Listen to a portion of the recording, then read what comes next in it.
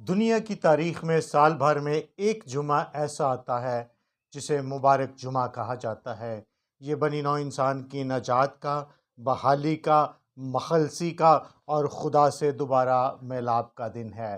یہ جمعہ آپ کو بہت بہت مبارک ہو۔ آج ہم مسیح خداوند کے صلیب پر پہلے کلمے پر بات کریں گے۔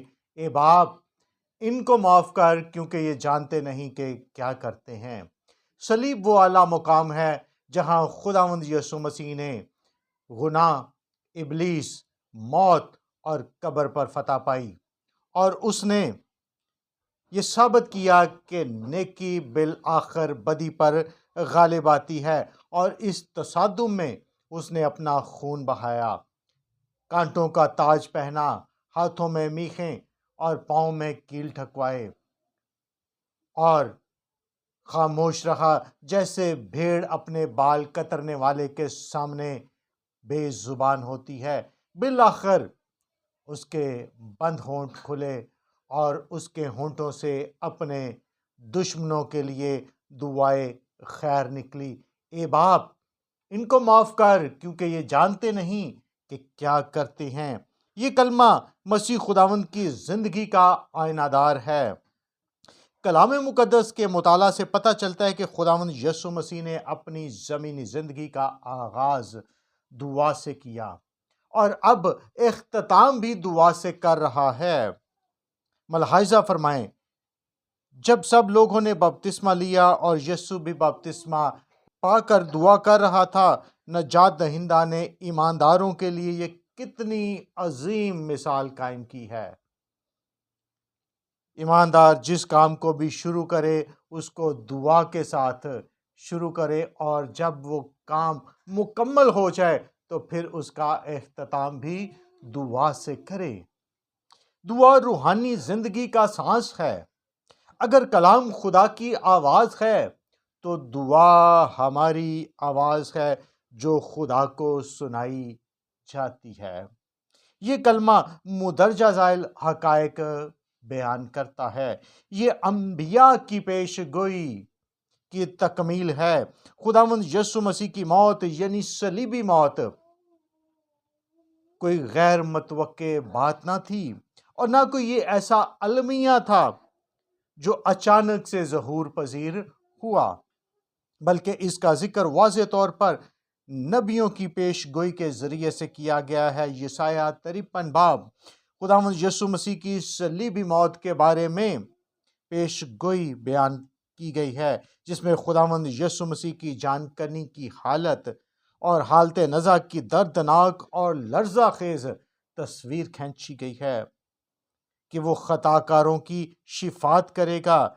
جہاں نبی مسیح کو حقیر و مردود، مرد غمناک، گناہ کا آشنا کہتا ہے، اس نے صاف طور پر اس حقیقت کو بھی بیان کیا ہے کہ وہ خطا کاروں کی شفاعت کرے گا۔ عبرانیوں 7ویں باب کی 25ویں آیت، اسی لیے جو اس کے وسیلے سے خدا کے پاس آتے ہیں وہ انہیں پوری پوری نجات دے سکتا ہے، کیونکہ وہ ان کی شفاعت کے لیے ہمیشہ زندہ ہے۔ اور ثبوت اس کا یہ ہے کہ وہ صلیب پر کہہ رہا ہے، اے باپ، ان کو معاف کر کیونکہ یہ جانتے نہیں کہ کیا کرتے ہیں۔ یہ مسیح کی کامل بشریت کا اظہار ہے۔ یہ کلمہ مسیح کی بشریت کو بیان کرتا ہے۔ اے باپ، ان کو معاف کر کیونکہ یہ جانتے نہیں کہ کیا کرتے ہیں۔ یہ الفاظ غور طلب ہیں، کیونکہ اپنی زمینی زندگی میں اور بشارت کے دوران مسیح خداوند نے کبھی بھی باپ سے یہ درخواست نہیں کی۔ اس نے لوگوں کو معاف کیا ہے اپنے الہی اختیار کی بدولت۔ مقدس متی کی انجیل کے مطابق خداوند یسوع مسیح نے ایک مفلوج سے کہا، خاطر جمع رکھ، تیرے گناہ معاف ہوئے۔ مقدس لوکا کی پاک انجیل کے مطابق اس نے ایک بد چلن عورت سے کہا کہ تیرے گناہ معاف ہوئے۔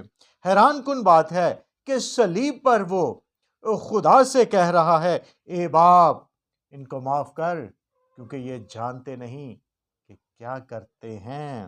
یہودیوں کے عقیدے کے مطابق خدا کے سوا کون گناہ معاف کر سکتا ہے؟ لیکن مسیح جو خدائے ثالوث کا دوسرا اقنوم ہے اور جو گناہ معاف کر سکتا ہے، وہ یہاں باپ سے درخواست کر رہا ہے، اے باپ ان کو معاف کر، کیونکہ یہ جانتے نہیں کہ کیا کرتے ہیں۔ اس حقیقت سے انکار نہیں کہ مسیح خدا ہے۔ اس کی شخصیت میں دو ذاتوں کی یگانگت ہے، یعنی وہ کامل انسان اور کامل خدا ہے۔ وہ کامل انسان اور کامل خدا ہے، اور مقدس تثلیث کے دوسرے اقنوم کی حیثیت سے بیٹے نے بشریت اختیار کی تاکہ انسانوں کے مشابہ ہو کر ان کے گناہوں کا فدیہ اور کفارہ دے، اور اب وہ منجی کی حیثیت سے باپ سے درخواست کر رہا ہے، اے باپ ان کو معاف کر، کیونکہ یہ جانتے نہیں کہ کیا کرتے ہیں۔ یہ کلمہ مسیح کے معلم بعمل ہونے کا بین ثبوت ہے۔ دنیا کی تاریخ میں ایسے بہت سے لوگ ملیں گے جنہوں نے بہت اچھی باتیں کی، لیکن ان کے قول و فعل میں تضاد پایا جاتا ہے۔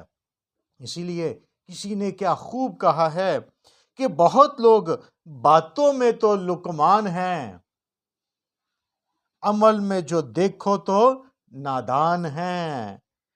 لیکن اس کلمے سے یہ بات صاف ظاہر ہوتی ہے کہ مسیح کی تعلیم اور اس کے عمل میں مطابقت پائی جاتی ہے۔ اس نے اپنے مشہور واعظ یعنی پہاڑی واعظ سے، جسے ہم جانتے ہیں دراصل وہ بادشاہی شریعت ہے، اس میں فرمایا، لیکن میں تم سے کہتا ہوں کہ اپنے دشمنوں سے محبت رکھو، اپنے ستانے والوں کے لیے دعا کرو۔ مسیح خداوند نے جو کچھ کہا اسے اپنی زندگی میں پورا بھی کیا، اور مسیح خداوند نے اپنے شاگردوں کو بھی یہی حکم دیا، شاگردوں کو بھی یہی کہا کہ وہ اپنے دشمنوں سے محبت اور اپنے ستانے والوں کے لیے دعا کریں۔ یسوع مسیح صلیب پر اپنے دشمنوں کے لیے دعا کی، اور یوں اس نے اپنے قول و فعل میں ہم آہنگی ثابت کی۔ اگر آج ہم اپنے گناہوں سے توبہ کرتے ہیں تو الہی معافی ہمارے لیے ہے، اور ہم خدا کی قربت اور حضوری میں رہ سکتے ہیں۔ یہ کلمہ انسان کی بنیادی ضرورت کا اظہار ہے، کہ اس کی بنیادی ضرورت ہے۔ اس دنیا میں کوئی ایسا شخص نہیں جو جائز اور ناجائز، واجب اور غیر واجب کی کیفیت سے آگاہ نہ ہو۔ گناہ ایک حقیقت ہے، خواہ کوئی زبان سے اس کا انکار کرے، لیکن وہ دل سے اس کا منکر نہیں ہو سکتا، کیونکہ جب آدم اپنے گناہ کے باعث خدا کے حضور سے رد کیا گیا، خدا کی حضوری سے نکال دیا گیا، خدا سے علیحدہ ہو گیا، یوں انسان گناہ کے بندھنوں میں پھنس گیا اور وہ گناہ کا غلام ہو گیا۔ اسی ہلاکت افیز حالت سے آزادی اور مخلصی، یہ اس کے بس کی بات نہ تھی کہ وہ اپنی کوششوں سے، اپنے کاموں سے اس گناہ کی دلدل سے نکل سکے۔ جیسے ایک ننھا بچہ خود کو گندگی آلودگی سے ناپاک کر لیتا ہے، نجاست میں آ جاتا ہے، اس پر گندگی آ جاتی ہے، تو وہ خود اپنی اس گندگی کو صاف نہیں کر سکتا، پھر وہ اپنی ماں کی طرف ہاتھ پھیلاتا ہے، اور ماں چونکہ بچے سے دیوانگی کی حد تک پیار کرتی ہے، وہ اس کو اس گندگی اور نجاست سے پاک کرتی ہے۔ بچے سے تو وہ بہت پیار کرتی ہے، لیکن وہ اس گندگی سے نفرت کرتی ہے۔ بہن اسی طرح سے ہمارا خدا گناہ سے تو نفرت کرتا ہے، لیکن گناہگار سے پیار کرتا ہے، پیار کرتا ہے۔ پس خدا نے اپنے بیٹے کو ہمارے نجات دہندہ کو دنیا میں بھیجا۔ اس نے ہمارے گناہ اور بدیاں اپنے اوپر لے لی اور ہماری معافی کا انتظام کیا۔ آج یسوع کے نام پر توبہ اور گناہوں کی معافی کی منادی ہو رہی ہے۔ انسان کی کتنی بڑی ضرورت کا انتظام ہو چکا ہے۔ صلیب پر نگاہ کیجئے، وہاں مسیح آپ کی شفاعت کر رہا ہے۔ اے باپ، ان کو معاف کر، کیونکہ یہ جانتے نہیں کہ کیا کرتے ہیں۔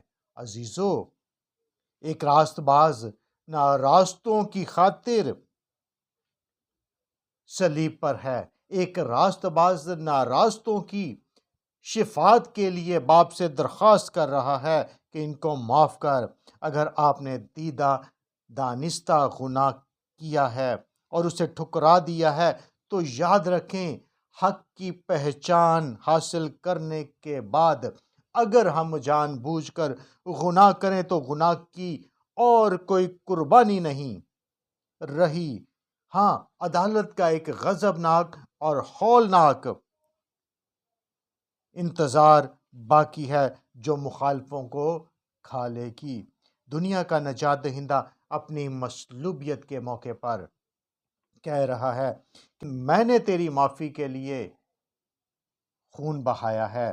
اس کے چہرے پر شرابی سپاہی کا بہتا ہوا تھوک کہہ رہا ہے کہ توبہ کرو، گناہوں سے معافی مانگو۔ اس کے زخمی پیٹھ سے جاری خون کہہ رہا ہے کہ گناہ کی مزدوری موت ہے اور بغیر خون بہائے معافی نہیں ہے۔ وہ آپ کی شفاعت کر رہا ہے۔ اے باپ، ان کو معاف کر، کیونکہ یہ جانتے نہیں کہ کیا کرتے ہیں۔ خداوند آپ کو برکت دے۔